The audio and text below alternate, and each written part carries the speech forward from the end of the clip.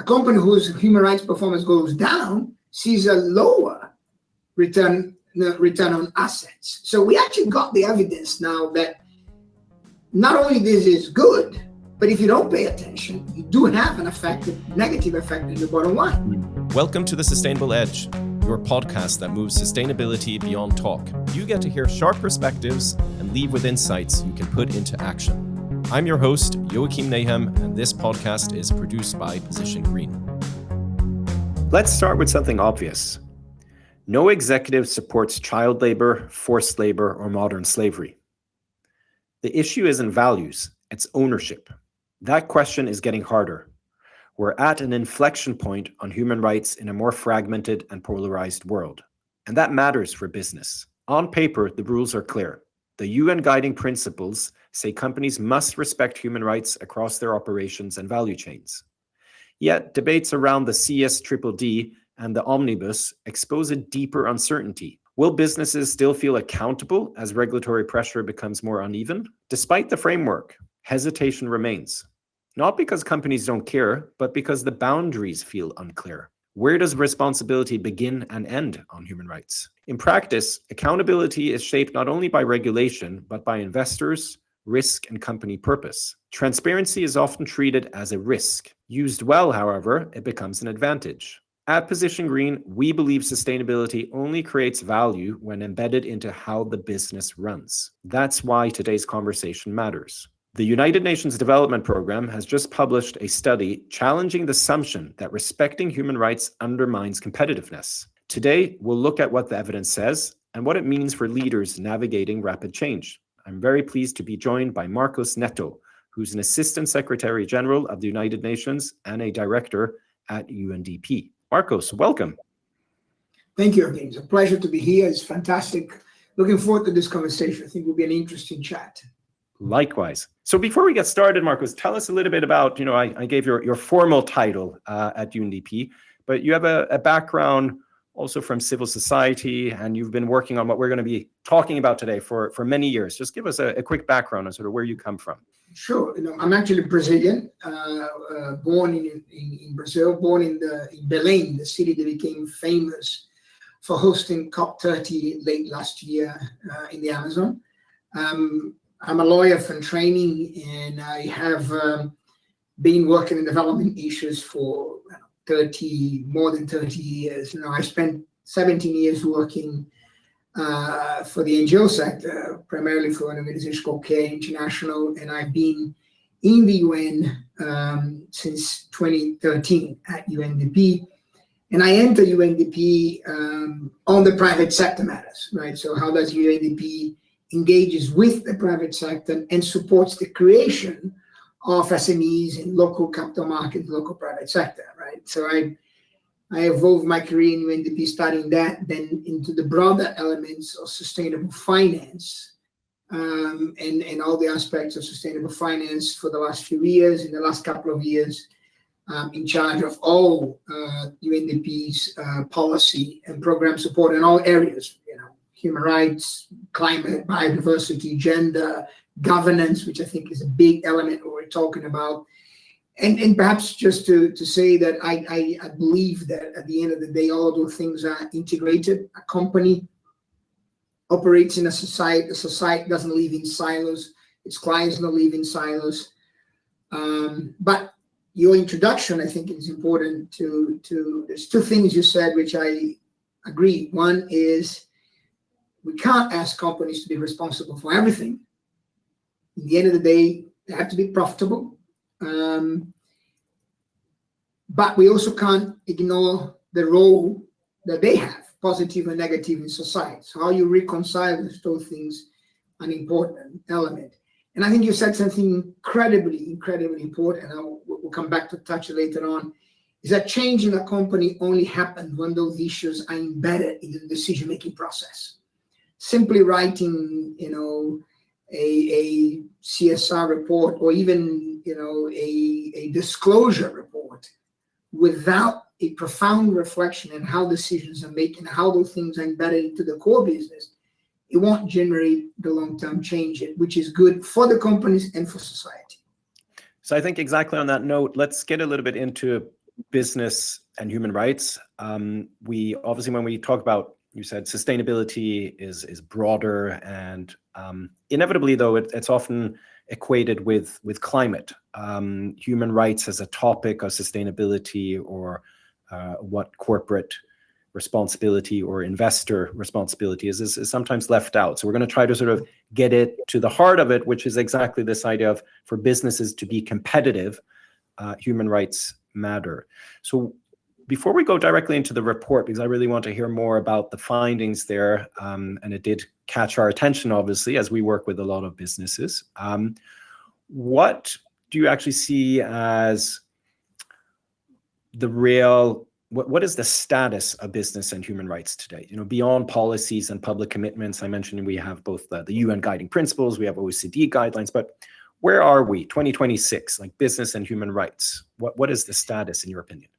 I actually think we are in a relatively good place, you know, from a comparative of years back, right? I think the adoption of the UN, you know, guidance on business and human rights, and the translation in certain parts of the world of those international legislation, I think the adoption, voluntary or not, of, you know, due diligence, human rights due diligence, has grown, right? We've seen that in our own work. East Asia, for example, Thailand and other places, big adoption of those.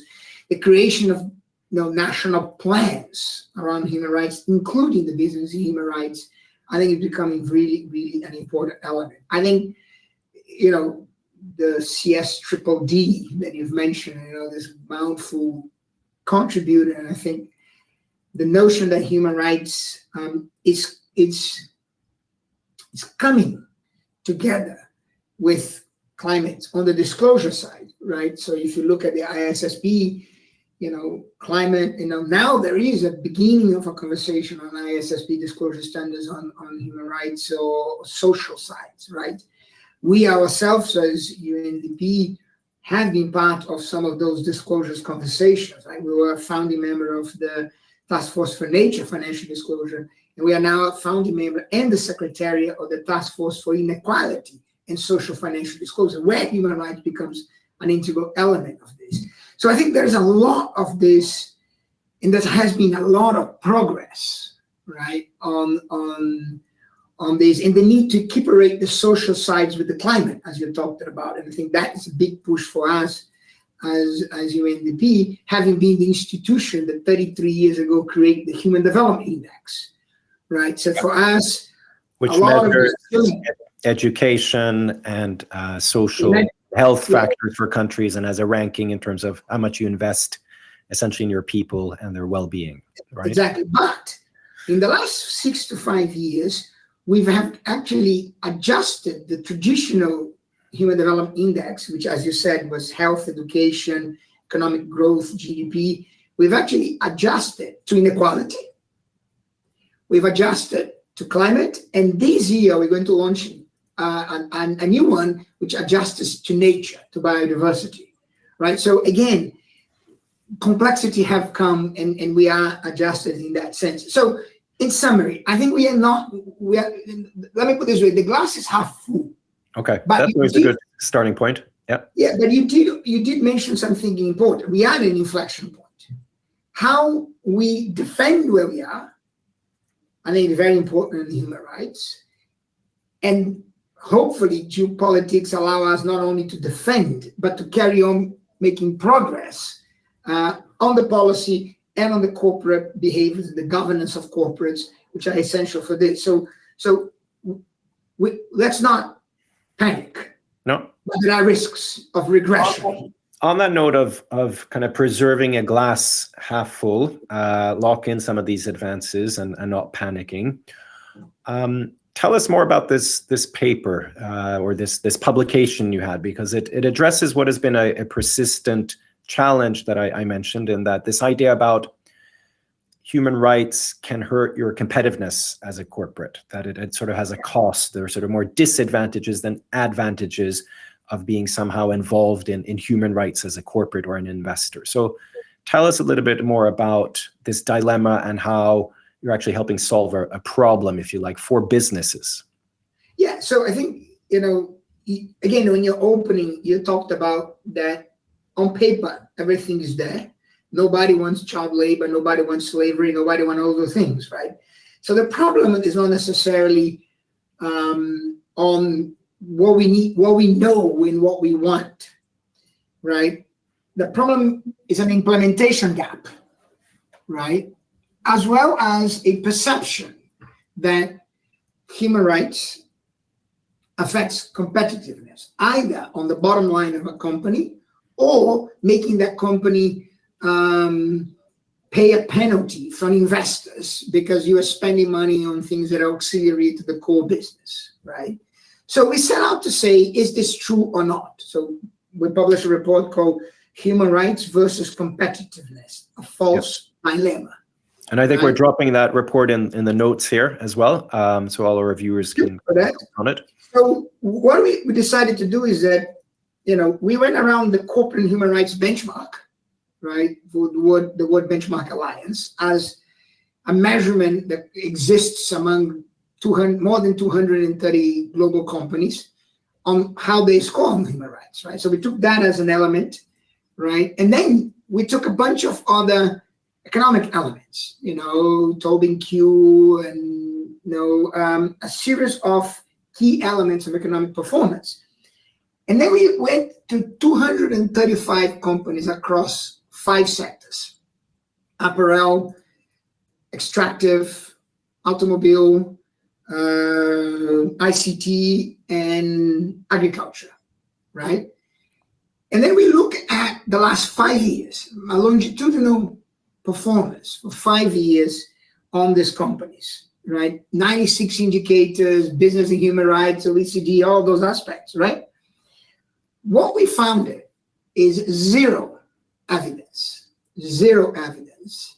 that doing human rights, integrating human rights due diligence affects competitiveness in any shape or form. Also, zero evidence that investors punish by having expenditures on this. Now, let me give you, I think, perhaps the most interesting, if you want, kind of indicator that we got, I didn't know, had to do with the return on assets, which is basically a bottom line metric, right? That includes everything in that sense, all the expenditures on adjusting for human rights and accounting for human rights, due diligence of human rights show up on that.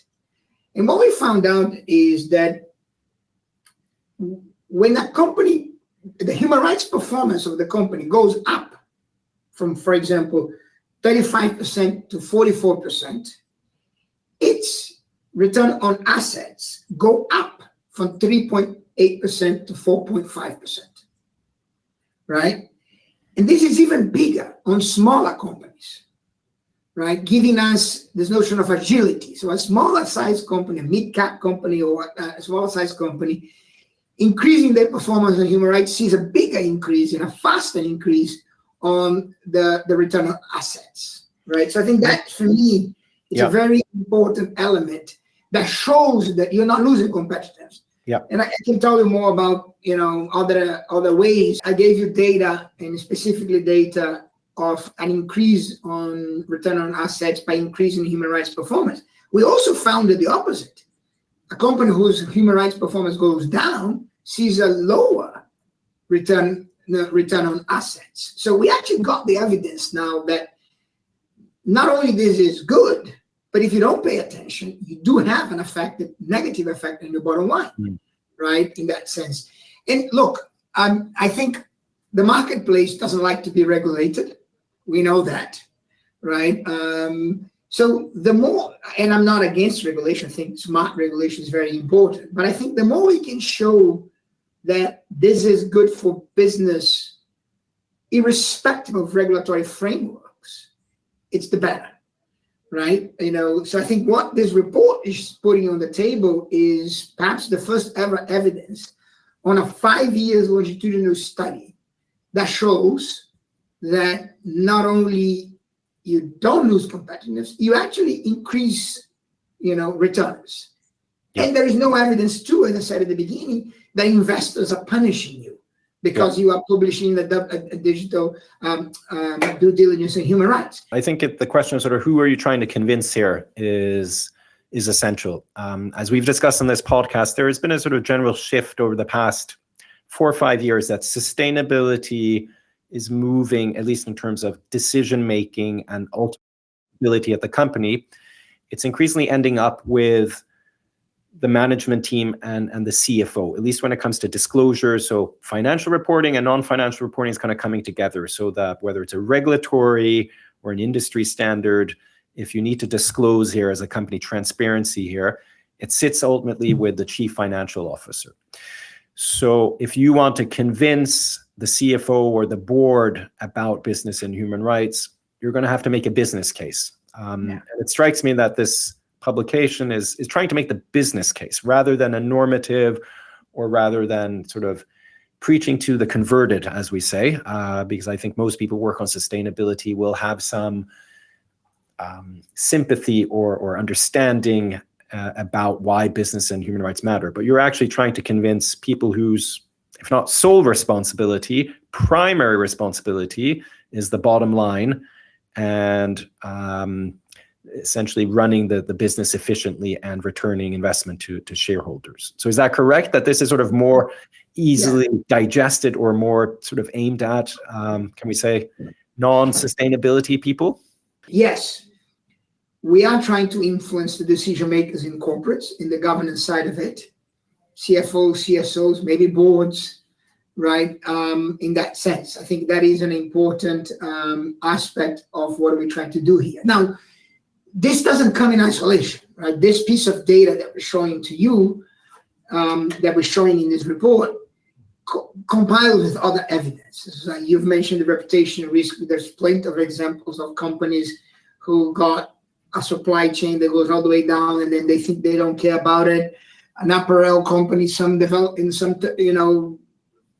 country, and then some things blows up over there, and then it affects us over here, right? I think that is, on top of that evidence, if you want a financial evidence, that's what I think we're bringing to the table. For the first time, an element of a correlation between human rights and embedding human rights and positive or negative financial returns, right? Yep. And I think that is where we are complementing a bunch of other evidence that already exists in the marketplace to perhaps eliminate that discussion in boardrooms or in senior management C-suites that says, really, well, we're going to lose competitiveness because the competitor is not doing it, right? I think that's what we're trying to put another piece of data on the table.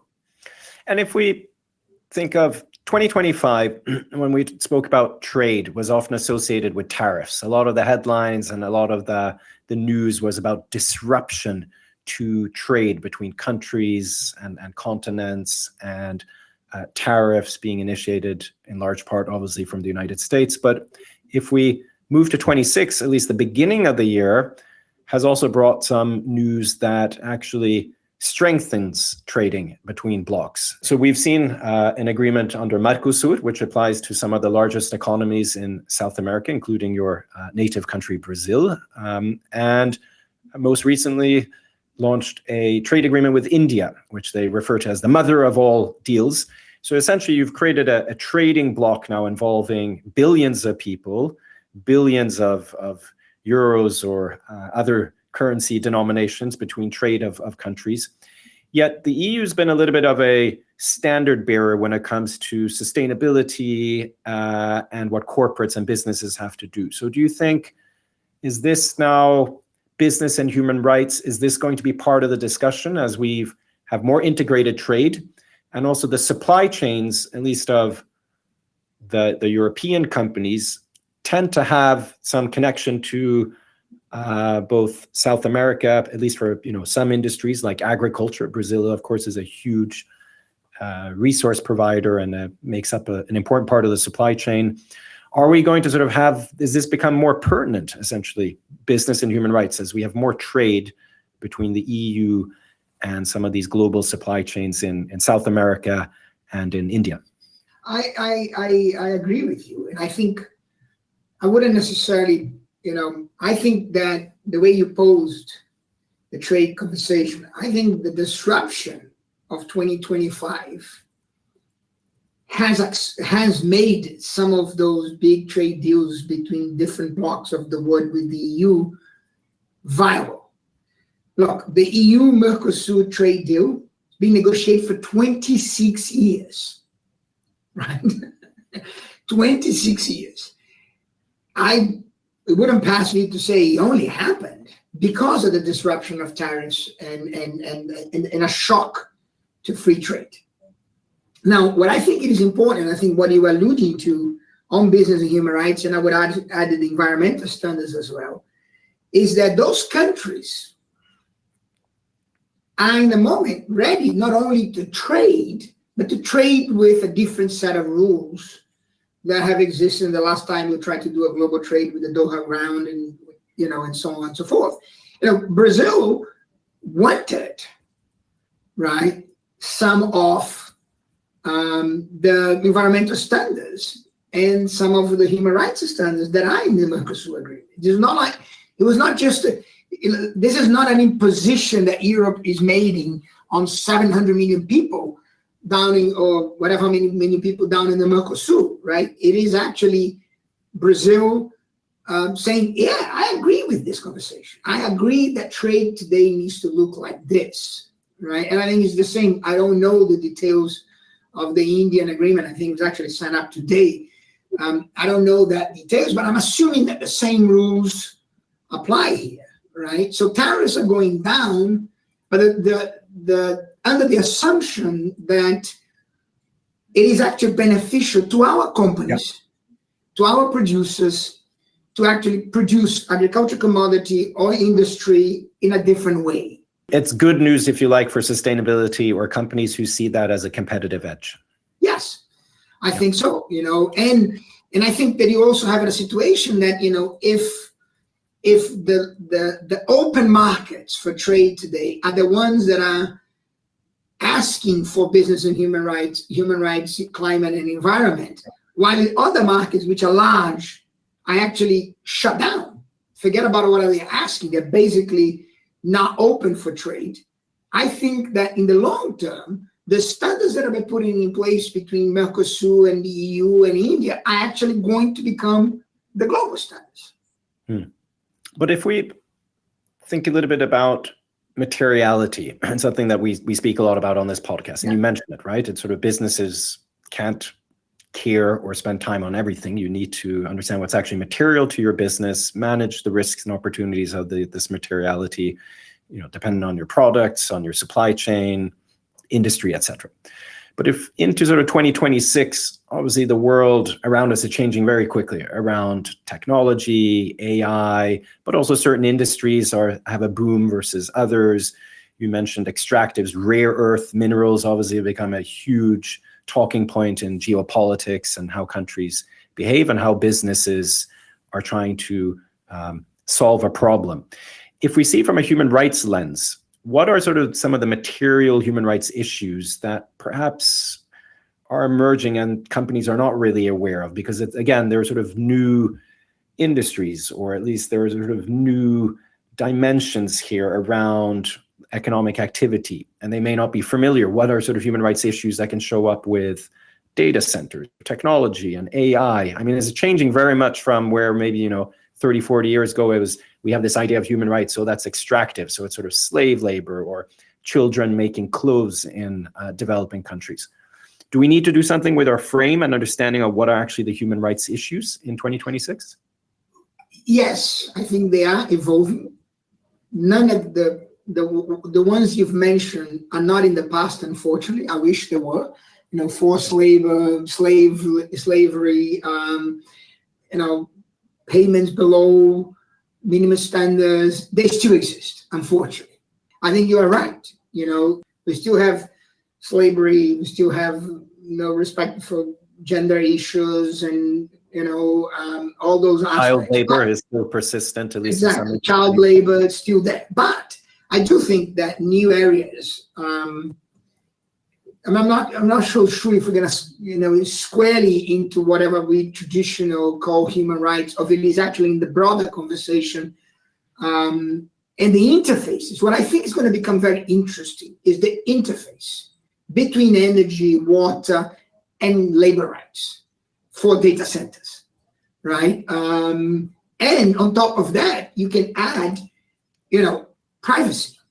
Exactly. Right, and respect for privacy on data, cybersecurity. So I think that there is, maybe somebody in this podcast is going to tell me I'm not talking. Those are not human rights. Fine, maybe they are not human rights in the traditional sense, but they are the issues that we're dealing in 2026 when you're dealing with these new industries, right?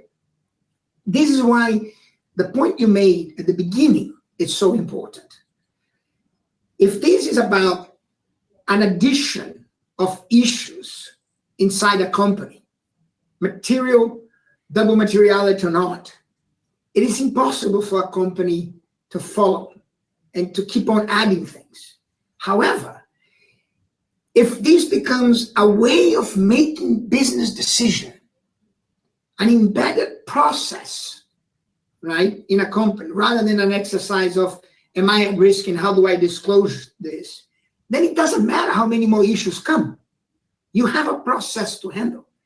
Let me tell you, one of the things we have been investing a lot of time as UNDP in the last few years, and this year we're going to see fruition to it. We have made a partnership a few years back with the International Standards Organization, ISO. And we are coming to the market now this year with the first ever Sustainable Development Goals, ISO, UNDP, management standards, right? Now, we took the SDGs into it, but, the SDGs has everything, as you know, 17 different goals, energy, human rights, governance, they're all there, right? So we use ISO is the most diffused, most used set of standards in the world by companies everywhere of all sizes. They all look the same. Boring as hell. There's not a single color in those documents. But it's not. Our bet is uptake of ISO new standard. It's going to be called the 53001. Is faster than an ISSB or anything else because people are familiar. Nobody's scared. Middle-sized company, a large company of an ISO standard, right? Because they know a license to operate in the same way for cybersecurity or management systems. So It basically forces a business, and we know this as a business, to even qualify for certain contracts, whether from the private sector or public sector, you need to have an ISO certification. So I think this exemplifies this idea that sustainability is then being integrated into other systems. So we don't necessarily need to call it human rights or sustainability. It becomes part of license. And we've embedded, we worked in UNDP, 2 different teams have actually worked together with ISO to embed some of the elements of the business in human rights, the guidelines into this ISO standard. Because I think in the end of the day, we do have to have reports like the one we're discussing today, to provide data points to CFO and others that says, look, you can choose not to do it, but find another reason, not these anymore.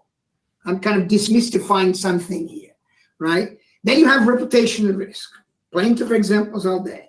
And then here are some tools that help you do this in a very seamless way, ISO standards and other things like that.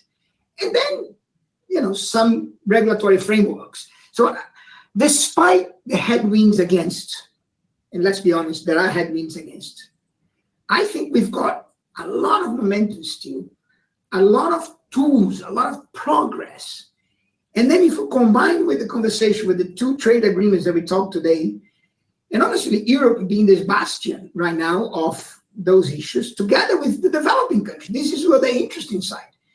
Brazil is a bastion of climate, forest preservation, human rights, anti-racism, as Europe is. And so is a bunch of other developing countries, So there is a shift in geopolitics here. And I want to end on that, if not happy, at least more optimistic note. But I want to do a very final ending here. I'm gonna ask you a question, Marcos, that has nothing to do with sustainability.